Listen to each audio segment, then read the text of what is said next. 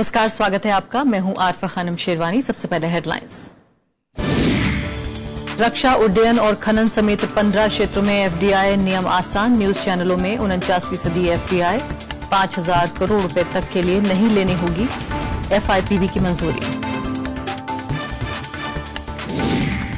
One rank one pension मुद्दे पर देश भर में लौटाए गए मेडल्स। पूर्व सैनिकों का सरकार पर वादों से पीछे हटने का आरोप। रक्षा मंत्री ने कहा, सैनिकों को गुमराह किया गया।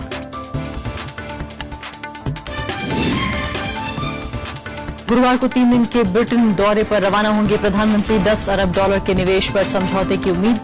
60,000 भारतीयों को करेंगे संबोधित। बिहार में सरकार बनाने के लिए मंथन जारी। 20 नवंबर को ले सकते हैं नीतीश कुमार शपथ। हार के बाद बीजेपी में बयानबाजियां तेज।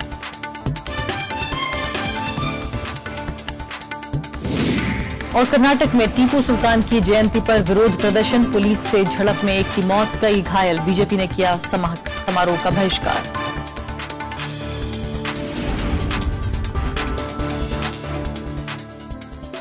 शुरुआत पहली खबर से।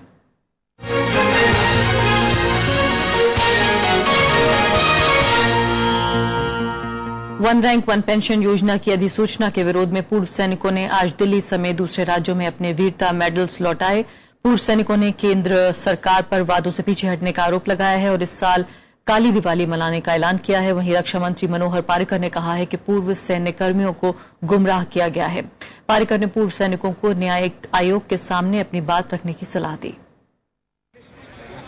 दिल्ली के इंदिरा गांधी एयरपोर्ट के टर्मिनल 1 के बाहर जमा इन पूर्व सैनिकों में केंद्र सरकार को लेकर गहरी नाराजगी है। वन रैंक वन पेंशन की अधिसूचना को धोखा बताते हुए पूर्व सैनिकों ने अपना वीरता मेडल लौटाना शुरू कर दिया है। जो नोटिफिकेशन आया है वो वन रैंक वन पेंशन नहीं है। जो पार्लियामेंट ने डेफिनेशन अप्रूव करी है, जो नोटिफिकेशन में लिखा है, वो उस डेफिनेशन को टोटली डिस्ट्रॉय कर रही है। इसलिए हम इस चरण में आए हैं और इस चरण में हम पूरे देश में हर डिस्ट्रिक्ट में इस मूवमेंट को लेके जाएंगे। दिल्ली समेत कई राज्यों में पूर्व सैनिकों ने जिला कलेक्टर को अपने पदक लौटाए। They were leaving them on road that they have written. That's why, as a matter of respect, I have to come and to this thing. It is not. पूर्व सैनिकों का कहना है कि ओआरओपी की अधिसूचना उनकी मांगों के अनुरूप नहीं है। आप 5 साल में समीक्षा बिल्कुल नहीं चाहते, हम कैलेंडर ईयर बिल्कुल नहीं चाहते, हम वन मैन कमीशन बिल्कुल नहीं चाहते, हम जो सब्सिक्वेंट वर्किंग आउट है वो बिल्कुल नहीं चाहते। ये सिंपल सी चीज है, पैसे की कोई प्रॉब्लम नहीं है। 8,000 है, वो 8,000 से 10,000 की बात कर रहे हैं। हमारी डिमांड ही 8,000 की है, इससे ज्यादा क्या चाहिए। रक्षा मंत्री ने पूर्व सैनिकों को पदक लौटाने पर फिर से विचार करने की अपील की है। मनोहर पर्रिकर ने कहा है कि पूर्व सैनिकों को गुमराह कर दिया गया है। अगर किसी की तकरार है, कंप्लेन है, वो दे सकता है उधर। उसको मेडल रिटर्न करने की जरूरत नहीं है। और कोई अगर ये बाद में इतना करने के बाद भी अगर कोई करना चाहता है तो democracy permits everyone. I can not stop anyone, but I can only say that he is being misguided. इससे पहले सोमवार को रक्षा मंत्री ने कहा था कि ओआरओपी की मुख्य मांग को सरकार ने मंजूर कर लिया है, लेकिन सभी मांगों को नहीं स्वीकार किया जा सकता है। सरकार ने शनिवार को ओआरओपी से जुड़ी अधिसूचना जारी कर दी थी, लेकिन इसमें खामियों का आरोप लगाते हुए पूर्व सैनिकों ने दिल्ली के जंतर मंतर पर करीब 5 महीने से चल रहा आंदोलन जारी रखने का फैसला किया है। सरकार ने ओआरओपी की घोषणा की, इसके लिए अधिसूचना भी लेकर आई, लेकिन मसले का हल नहीं निकला। पूर्व सैनिक अपनी मांगों को लेकर झुकने के लिए तैयार नहीं है और सरकार का कहना है कि वो अपनी अधिसूचना में अब कोई और बदलाव नहीं करेगी। ऐसे में ओआरओपी का मुद्दा जहां से शुरू हुआ था वापस जाकर वहीं पर अटक गया है। कैमरामैन अमित के साथ प्रणव गोस्वामी, राज्यसभा टीवी, दिल्ली।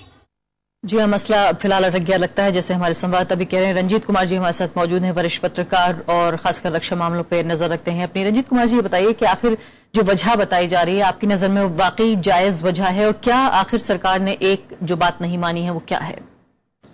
देखिए, पहली बात तो यह है कि ये काफी दुर्भाग्यपूर्ण स्थिति है कि हमारे पूर्व सैनिकों को अपने वीरता के पदक लौटाने पड़ रहे हैं। यह एक बहुत ही दुर्भाग्यपूर्ण स्थिति है। जिन सैनिकों ने सीमाओं पर जान दांव पर लगा करके देश की सेवा की है, उन्हें ऐसी स्थिति को आज देखना पड़ रहा है। लेकिन हमें साथ में यह देखना पड़ेगा कि सरकार ने जो अधिसूचना जारी की है उनके 1 रैंक 1 पेंशन की मांग को लेकर के, और 9 सितंबर को जो ऐलान किया गया था और उस आज की अधिसूचना में बहुत मामूली फर्क है। और मेरे ख्याल से जो भी फर्क है और जिससे जिन कमियों को लेकर के शिकायत की जा रही है, जिन्हें मांग नहीं उठाई जा रही है, उसके लिए उस पर विचार करने के लिए रक्षा मंत्रालय ने पहले ही एक 1 मैन जुडिशियल कमेटी का गठन कर दिया है जो इन सारे मसलों पर सुनवाई करेगी। तो पूर्व सैनिकों को अब उस कमेटी जुडिशियल कमेटी के पास जाना चाहिए और अपनी बात को रखना चाहिए, तब वहां मेरे ख्याल से इसका समाधान हो सकता है। रंजन जी, बताइए कि फिलहाल ऐसा लग रहा था कि अब चूंकि सरकार ने नोटिफिकेशन तक जारी कर दिया और अब जो है ये मामला सुलझ गया, लगता है सरकार 10 सरकार वादे करती रही और आखिर एनडीए सरकार ने अब उसको एक हकीकत बनाने की कोशिश की। क्या आपको लगता है कि जो आर्म फोर्सेज हैं, खासकर जो फॉर्मर आर्म फोर्सेज के लोग हैं, क्या इसको गैर जरूरी तरीके से जो है खींचा जा रहा है? क्या आपको लगता है कि वाकई कुछ लोग इसमें आरोप जो लगाया जा रहा है कि राजनीति भी तलाश करने की कोशिश कर रहे हैं? देखिए, सरकार ने काफी हद तक इनकी मांगे मान ली हैं और यह बात भी सरकार की सही लगती है कि 100% मांगे मानना संभव नहीं है, मुमकिन नहीं होगा। लेकिन जो अधिसूचना जारी की गई है उसमें जिस तरह से 1 रैंक 1 पेंशन के मौलिक सिद्धांत को स्वीकार किया गया है, मेरे ख्याल से पूर्व सैनिकों को वह बात मान लेनी चाहिए। सरकार ने जरूर 1 साल के बदले 5 साल के रिवीजन की बात की है। हर साल रिवीजन की मांग पूर्व सैनिकों की है जो सरकार ने नहीं मानी है। एक बड़ा फर्क यह है, तो इससे सरकार को हर साल जो बजट में भारी बढ़ोतरी करनी पड़ेगी, हर साल रिवाइज करने से वो काफी मुश्किल की स्थिति पैदा होगी सरकार के लिए और सरकार पर वित्तीय बोझ भी काफी बढ़ेगा। तो सरकार के सामने एक बड़ी मजबूरी यह है। और एक और मजबूरी सरकार के सामने जो नई जटिलता पेश हो सकती है कि जो दूसरे अर्धसैनिक बल हैं उनकी ओर से भी इसी तरह की मांगे आ रही हैं। हालांकि जो दूसरे अर्धसैनिक बल की जो सेवा शर्तें होती हैं वो सेना की सेवा शर्तों से काफी भिन्न होती हैं। उनके यहाँ रिटायरमेंट की उम्र 50 से ऊपर होती है और जबकि हमारे सैनिक 35-36 के ऊपर रिटायर कर जाते हैं। तो इनकी मांग तो उठी सकती है, मांग तो उठा सकते हैं, लेकिन इनकी सेना की मांगे हम जहां तक जायज कर सकते हैं। लेकिन अब अगर इसी आधार पर अर्धसैनिक बल भी मांग करने लगे तो फिर सरकार पर एक नई समस्या सरकार के सामने खड़ी हो जाती है। क्या ये कहना ठीक होगा, जिस तरह से कहा तक जा रहा है कि मिसगाइडेड हो रहे हैं हमारे जो आर्म फोर्सेज हैं और इसके अलावा ये बिल्कुल सैनिकों का जैसे बर्ताव होना चाहिए वैसा बर्ताव भी नहीं है, ये सब कुछ कहना क्या ठीक है? आपको लगता है कि सरकार में भी अब एक तरह से एक चिढ़ पैदा हो रही है कि इतनी मांगे मान ली और एक बात ऐसी है जिस पर सरकार नहीं झुक रही है तो भी आर्म फोर्सेज अड़े हुए हैं? सीधे तौर पर हम तो यह नहीं कर सकते कि मिसगाइडेड हो गए हैं, गुमराह कर रहे हैं लोगों को। उनकी ओर से हम कह सकते हैं कि अब उन्हें अपनी जिद छोड़ देनी चाहिए। सरकार ने 1 मैन जुडिशियल कमेटी की स्थापना की है जिसके सामने अपनी मांगे रख सकते हैं। ये कमेटी जो है, जो विसंगतियां पैदा हो सकती हैं इस नोटिफिकेशन की वजह से, उस पर फिर से विचार कर सकती है। तो फिर पूर्व सैनिकों को 1 मैन जुडिशियल कमेटी के सामने अपनी मांग विस्तार से रखनी चाहिए। क्या जिस तरह से आर्म फोर्सेस के लोग ये भी कह रहे हैं कि देखिए एक आईपीएल के खिलाड़ी को बिना खेले हुए भी अगर वो नहीं भी खेलता है तब भी जो उसका दाम लगता है इतने करोड़ रुपए उसे हासिल होते हैं, और एक फौजी जो अपनी जान गंवा देता है उसको उसके परिवार को नौकरी मिलने में भी कितना वक्त लगता है, क्या ये कंपैरिजन ठीक है? या वाकई इस हकीकत को समझ पाना कि खेलना एक मनोरंजन के लिए और बॉर्डर पे जान लगा देना, वाकई जो बाजार की ताकत है वो काफी बड़ी है बजाय इसके कि जो आर्म फोर्सेस के? देखिए, तुलना कहीं से भी सही नजर नहीं आती, क्योंकि अब आप कहेंगे कि फिल्मों में एक्टर्स काम करते हैं, उन्हें करोड़ों रुपए मिलते हैं और 1 घंटे के लिए उनका जो मेहनताना होता है वो भी करोड़ों रुपए में जाता है। तो इस तुलना सही नहीं है। जो फौज में जो सैनिक सेवा करने जाते हैं वो ये मानकर जानते हैं, उन्हें ये पता होता है कि वहाँ किन हालात में सेवा करनी है, तो वो भी एक तरह से नौकरी कर रहे होते हैं। ठीक है, उनकी नौकरी में जान भी जोखिम में हो जाती है, तो लेकिन हम खिलाड़ियों से तुलना करें और फिल्म एक्टर से तुलना करें तो ये बात सही नहीं लगती है। लेकिन काफी क्रूशियल मामला हो गया। आपको लगता है कि लगातार एक के बाद एक चुनाव भी है, राजनीतिक कीमत भी हो सकती है इसकी? नहीं, अब जो आम जनता है वो समझ रही है कि अब इस मामले को अधिक लंबा नहीं खींचा जाना चाहिए। मगर पब्लिक ओपिनियन आपको लगता है कि इस बारे में है कि हाँ जितना हो चुका है मामला अब सेटल होना चाहिए? मेरे ख्याल से सरकार ने काफी हद तक इनकी मांगे मान ली हैं, तो अब इसका मामला सुलझ जाना चाहिए। जो भी विसंगतियां बाकी हैं उस पर विचार किया जा सकता है। बहुत बहुत शुक्रिया रंजीत जी आपका चर्चा में भाग लेने के लिए। तो फिलहाल ये थी हमारी पहली खबर, अभी छोटा सा ब्रेक।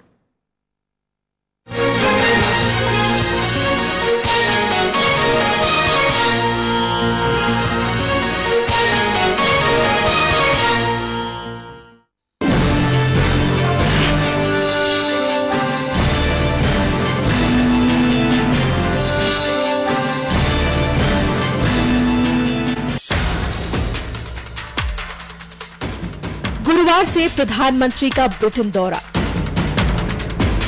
व्यापार और निवेश पर होंगे करार, अप्रवासी भारतीयों को करेंगे संबोधित। देखिए पहली खबर, प्रधानमंत्री का ब्रिटेन दौरा, रात 8 बजे।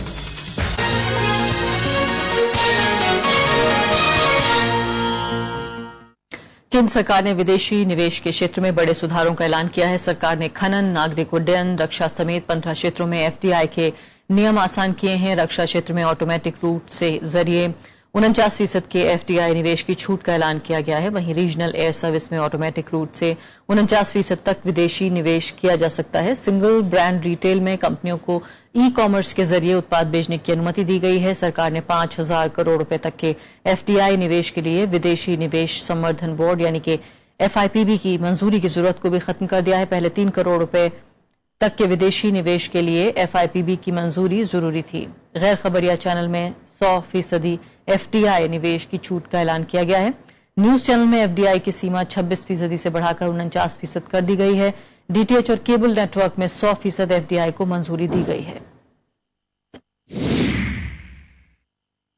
कहीं कैप्स बढ़ाए हैं, कहीं उसकी जो प्रक्रिया है, प्रोसीजर्स है, उनको सरल किया है, कहीं जो कंडीशंस थी जो बड़ी पुरानी हो चुकी थी उनको हटाया है और कुल मिलाकर 15 क्षेत्रों को,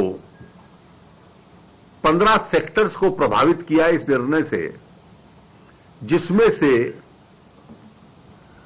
32 निवेश के केंद्र ऐसे होंगे, इन्वेस्टमेंट पॉइंट्स होंगे जिनमें सुधार आएगा। विधानसभा चुनाव के नतीजे आने के बाद अब बिहार सरकार के संभावित रूप पर चला गया है।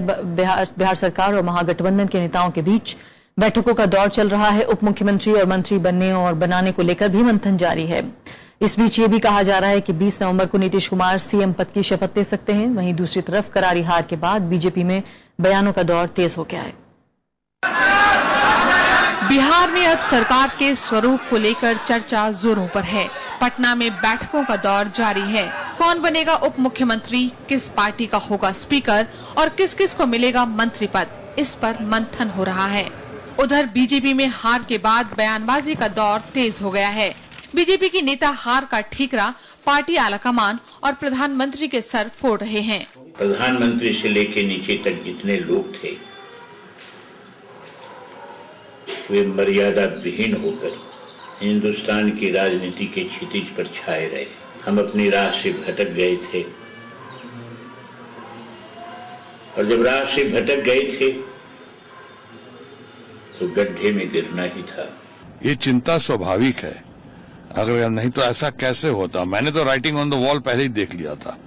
मुझे तो ये दुर्भाग्य है मेरा या जिन लोगों का कि मुझे बुलाया ही नहीं गया, मुझे आमंत्रित नहीं किया गया। हालांकि बीजेपी के ही कई नेता अपने साथियों के बयान से किनारा करते नजर आ रहे हैं। जब जीतते हैं तब सामूहिकता में खुशी मनाते हैं और हारते भी हैं तब भी हम सबकी सामूहिक जिम्मेदारी होती है, क्योंकि हम कैडर बेस्ड पार्टी हैं और हमें खुद हम सब कार्यकर्ता को जिसने मेहनत की है सबको दुख है कि हम लोग नहीं जीत पाए। महागठबंधन इन बयानों को लेकर सधी हुई प्रतिक्रिया दे रहा है। पूरे चुनाव में बयानों के लिए सुर्खियों में रहने वाले आरजेडी अध्यक्ष लालू प्रसाद यादव भी बीजेपी नेताओं की बयानबाजी पर बोलने से बच रहे हैं। और भोला सिंह जी ने जो बोला है अपने पार्टी के विषय में, उनके अंदरूनी मामला में हमको बोलने का कोई इरादा नहीं। बिहार में अब सबको शपथ ग्रहण समारोह का इंतजार है। हालांकि अभी ये तय नहीं हो पाया है कि नीतीश कुमार किस दिन शपथ लेंगे, लेकिन पटना में तैयारियों की सुगबुगाहट दिखाई दे रही है। Bureau report, Rajya Sabha TV. Karnataka में आज 18वीं सदी के मैसूर शासक टीपू सुल्तान की जयंती मनाई गई। मुख्य सरकारी समारोह बेंगलुरु में हुआ। बीजेपी की प्रदेश इकाई ने जयंती समारोह के सभी समारोहों का बहिष्कार किया। राज्य के कई इलाकों में विश्व हिंदू परिषद समेत कई संगठनों में जयंती समारोह के खिलाफ प्रदर्शन किया गया। कोडगू में प्रदर्शन के दौरान हिंसक झड़प में एक विहिप कार्यकर्ता की मौत हो गई और कई लोग घायल भी हो गए, जिसमें कुछ पुलिसकर्मी भी शामिल हैं। मैसूर के शासक टीपू सुल्तान की जयंती पर सरकारी कार्यक्रम को लेकर राजनीति तेज हो गई। बेंगलुरु में कर्नाटक सरकार टीपू सुल्तान की जयंती समारोह मना रही थी। वहीं कर्नाटक के अलग अलग हिस्सों में विश्व हिंदू परिषद के कार्यकर्ताओं ने समारोह के खिलाफ प्रदर्शन किया। कोडगू में दो गुटों के बीच झड़प में विश्व हिंदू परिषद के एक कार्यकर्ता की मौत हो गई, जबकि कई लोग घायल हो गए। बीजेपी इसके लिए राज्य सरकार को जिम्मेदार ठहरा रही है। It is a murder by the state government. It is a state government प्रायोजित है, स्टेट गवर्नमेंट स्पॉन्सर्ड मर्डर है। There was absolutely no precautionary measure. Tipu Sultan की जयंती समारोह का विरोध करने पर कांग्रेस और जेडीएस ने बीजेपी पर तंज कसा है। इनका कहना है कि बीजेपी लोगों पर जबरन खास विचारधारा थोपना चाहती है। हमेशा विभाजन की राजनीति करेंगे अगर आप हमेशा आपसी वैमनस्य फैलाने वाले वक्तव्य देंगे, अगर आप इस प्रकार की डिवाइसिव पॉलिटिक्स खेलेंगे, तो ऐसा एक तनाव से भरा वातावरण बन जाता है जिससे ऐसी चीजें होती हैं। इस देश में संघ परिवार, बीजेपी, वीएचपी अपना एजेंडा थोपना चाहती है। आज की इस घटना से एक बार फिर साबित हो गया कि इस देश में इंटॉलरेंस बढ़ रहा है। बीजेपी ने पहले ही टीपू सुल्तान की जयंती से जुड़े कार्यक्रमों का बहिष्कार करने का फैसला किया था। प्रदेश के बीजेपी नेता कन्नड़ विरोधी होने की दलील देकर जयंती समारोह का विरोध कर रहे थे। हालांकि मुख्यमंत्री सिद्धारमैया ने जयंती समारोह मनाने के सरकार के फैसले का बचाव किया था। Bureau report, Rajya Sabha TV. Bharat और ब्रिटेन अपने व्यापारिक संबंधों में तेजी लाएंगे। गुरुवार को प्रधानमंत्री नरेंद्र मोदी 3 दिनों की यात्रा पर ब्रिटेन जा रहे हैं। इस दौरान दोनों देशों के बीच करीब 10 अरब डॉलर के निवेश समझौते की उम्मीद है। प्रधानमंत्री के रूप में नरेंद्र मोदी की ये पहली ब्रिटेन यात्रा होगी और रणनीतिक लिहाज से इस यात्रा को काफी अहम माना जा रहा है। प्रधानमंत्री नरेंद्र मोदी ब्रिटेन यात्रा के दौरान दोनों देशों के पुराने संबंधों को नए क्षेत्रों में बढ़ाने का प्रयास करेंगे।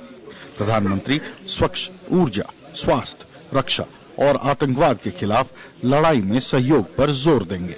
UK still has a lot of experience, knowledge, presence even today in a number of parts of the world which are of interest to us. They still, for example, have a contingent in Afghanistan. So if you have counter-terrorism understandings with the UK, at the end of the day it actually keeps India more secure. प्रधानमंत्री Narendra Modi Britain के प्रधानमंत्री David Cameron से मुलाकात करेंगे। दोनों नेता विकास में सहयोग के खाके पर बात करेंगे। We expect a statement on defense and security partnership, one on development partnership, because today both India and the UK provide ODA, do projects abroad, so we see some advantages in working together there. There would be a statement on energy and climate change. Britain संयुक्त राष्ट्र सुरक्षा परिषद का स्थायी सदस्य है और भारत की स्थायी सदस्यता का समर्थन करता है। दोनों देश 11 सालों से रणनीतिक सहयोगी भी हैं। भारत और ब्रिटेन के बीच करीब 18 अरब डॉलर का व्यापार है। इसे बढ़ाने के लिए प्रधानमंत्री लंदन में ब्रिटेन के कारोबारियों के साथ बैठक करेंगे। There would be again a lot of focus, particularly as there's growing interest in the reviving Indian economy.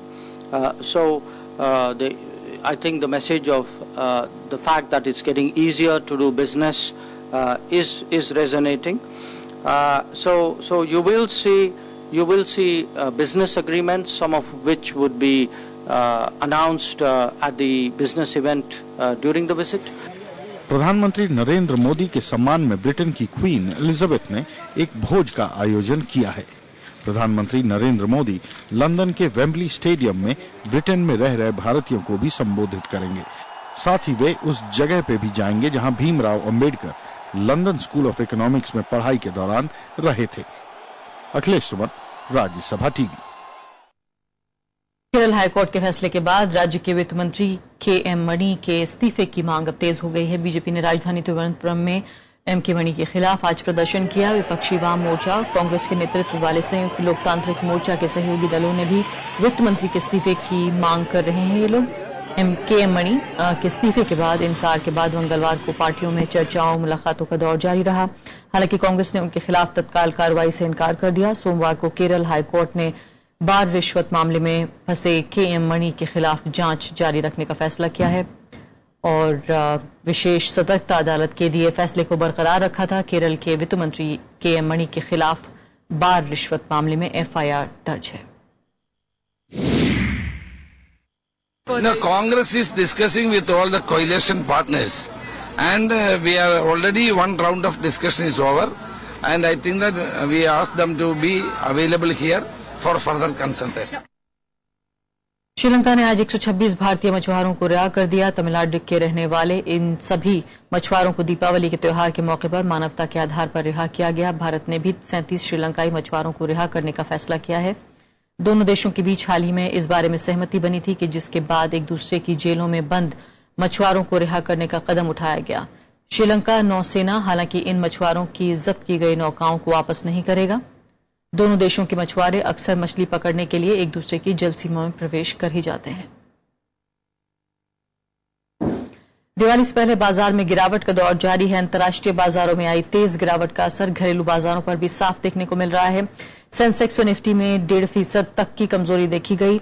Sensex 26,000 और निफ्टी 7,800 के नीचे जाकर बंद हुआ। BSE का 30 शेयरों वाला सेंसेक्स 378 अंक की गिरावट के साथ 25,743 के स्तर पर बंद हुआ। वहीं NSE का 50 शेयरों वाला निफ्टी 132 अंक की कमजोरी के साथ 7,783 के स्तर पर बंद हुआ। सेंसेक्स का ये बीते 1.5 महीने का निचला स्तर है। म्यांमार में आंग सान सूची की पार्टी निर्णायक बढ़त की ओर है। अब तक घोषित नतीजों में ज्यादातर नतीजे उनके पक्ष में ही गए हैं। हालांकि नेशनल लीग फॉर डेमोक्रेसी ने चुनाव नतीजों के ऐलान में हो रही देरी पर चिंता जाहिर की। म्यांमार के संसदीय चुनावों में विपक्षी नेता आंग सान सूची की लोकतंत्र समर्थक पार्टी सबसे बड़ी जीत की ओर बढ़ रही है। हालांकि चुनावी नतीजों में हो रही देरी से national league for democracy party में भारी असंतोष है। पार्टी ने सरकारी चुनावी पैनल पर जानबूझकर नतीजों में देरी करने का आरोप लगाया है। इन सब के बावजूद आंग सान सूची को बड़ी जीत की उम्मीद है।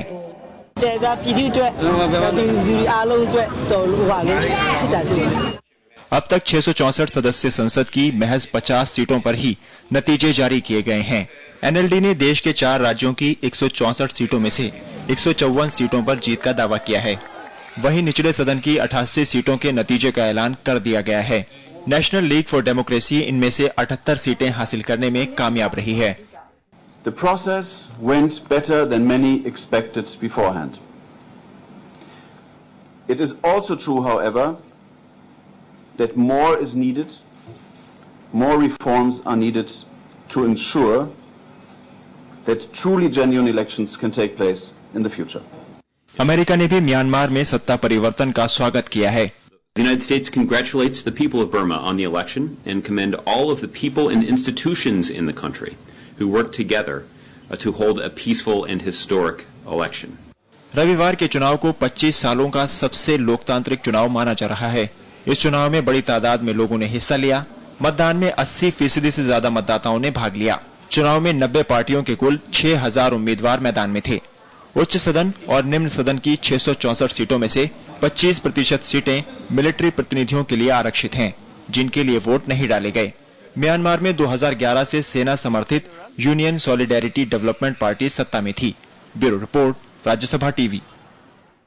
और दुनिया के पर्यावरण के लिए खबर अच्छी नहीं है। ग्रीन हाउस गैसों का उत्सर्जन नए रिकॉर्ड पर पहुंच गया है। संयुक्त राष्ट्र के विश्व मौसम संगठन के आंकड़ों के मुताबिक साल 2014 में हवा में कार्बन डाइऑक्साइड का औसत स्तर 398 पार्ट्स पर मिलियन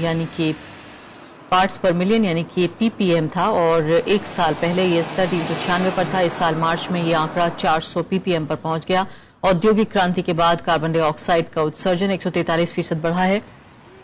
वहीं पिछले साल मीथेन का स्तर भी बढ़कर 1833 ppm पर पहुंच गया। इन आंकड़ों के बाद पेरिस में अगले महीने से होने वाले जलवायु परिवर्तन सम्मेलन में सदस्य देशों पर समझौते का दबाव और बढ़ जाएगा। We have broken a new record once again. Over the last 25 years, between 1990 and 2014, there was a 36% increase in the relative forcing of greenhouse gases. Gujarat के राजकोट में आतिशबाजी का अलग ही नजारा दिखा। धनतेरस के मौके पर आतिशबाजी को देखने के लिए राज्य के अलग अलग हिस्सों से लोग पहुंचे, राजकोट पहुंच गए। बुलेटिन के आखिर में आपको हम छोड़ जाते हैं राजकोट की आतिशबाजी की अद्भुत तस्वीरों के साथ। तो दीपावली की बहुत बहुत शुभकामनाएं। नमस्कार।